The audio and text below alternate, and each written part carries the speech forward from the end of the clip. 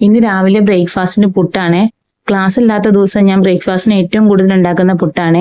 ഇപ്പൊ മഴ ആയതുകൊണ്ട് 2-3 ദിവസമായിട്ട് ക്ലാസ് ഒന്നും ഇല്ല കേട്ടോ.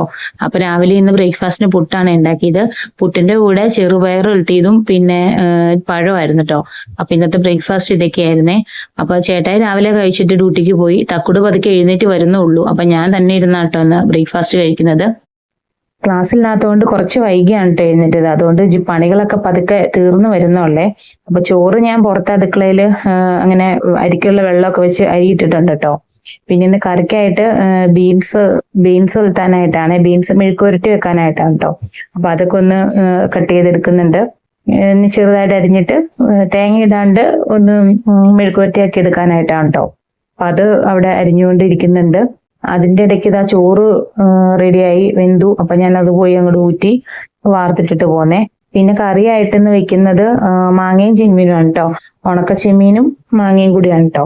അപ്പൊ ചെമ്മീൻ നന്നായിട്ട് വേവിച്ച് മഞ്ഞപ്പൊടി ഉപ്പും മുളക് പൊടിയൊക്കെ ഇട്ട് വേവിച്ചിട്ട് ചെമ്മീനൊന്ന് ഒതുക്കിയിട്ട് വേവിക്കും. പിന്നെ അതിലേക്ക് നമ്മൾ മാങ്ങ എരിഞ്ഞതും ചേർത്ത് അതും ഒന്ന് നന്നായിട്ട് വെന്ത് വന്നു കഴിയുമ്പോൾ അതിലേക്ക് തേങ്ങ അരപ്പും ചേർക്കും. അങ്ങനെയാണ് കേട്ടോ ഞാൻ വെക്കാറ്.